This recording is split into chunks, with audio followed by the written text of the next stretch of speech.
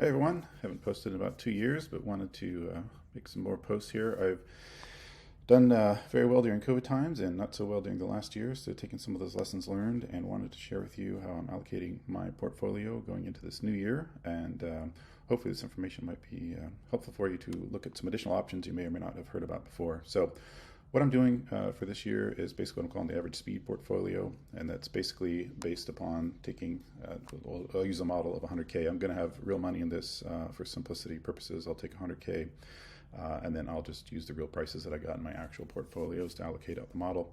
But this will give you a nice platform to follow, I think, over the next couple of years here.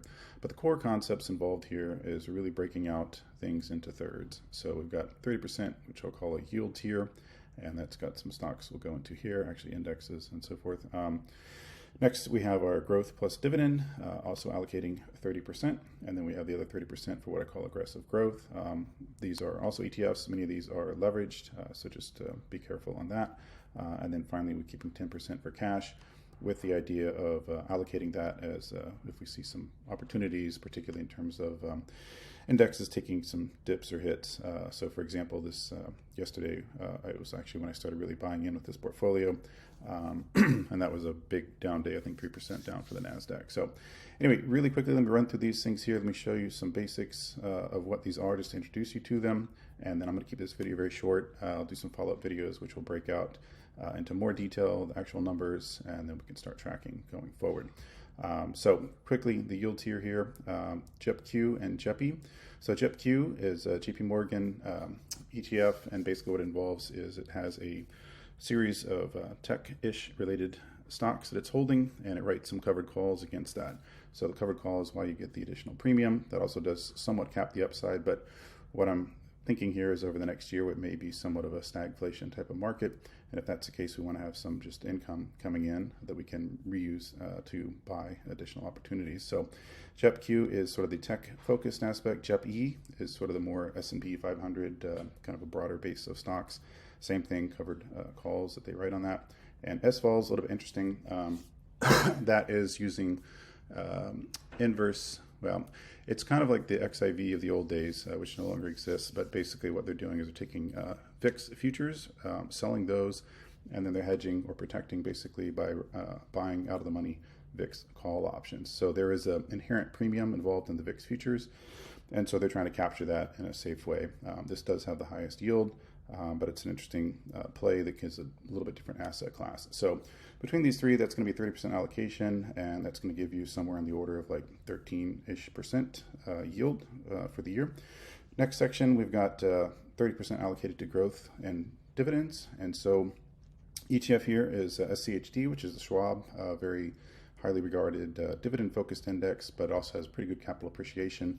I think it's averaged about 12% a year total appreciation, so it's done pretty well. These two are actually individual stocks, but within the stocks themselves, they hold a pretty broad product platform. So even though they're individual stocks, I do kind of consider a little bit of a mini ETF within itself in the sense of a lot of diversity within the products that they offer. They are semiconductor focused, so that is one slight negative, but they've also performed extremely well, and I think in a very good position. I do like the semiconductor space in general because of the wide moats that are involved for new competitors to come in. Anyway, so this is Broadcom specifically, AVGO, and ADI, analog devices. So they do offer a little bit of income in terms of dividend yield, but it's also primarily focused on growth. So it's a combination thereof. Avago in particular has done extremely well and been a very, very stable performer, very consistent performer, which is sort of what I'm alluding to with the average speed, meaning it's, as I found out through the COVID times in last year, it's not so great to ride things up very, very high and then watch them come crashing back down, because at the end of the day, what matters is your average speed over time and where you end up. So finally, the last section is what I call aggressive growth. That's also 30%. These are maybe viewed by some people as controversial. Again, I would carefully consider this based on your risk tolerance and your ability to watch very wide swings in the valuations. But we've got UPRO, which is a leveraged S&P index, TQQQ, which is a leveraged QQQ or NASDAQ 100, Soxel, which is a semiconductor index. This one's actually done very well in the bigger picture and horrendously bad over the past year.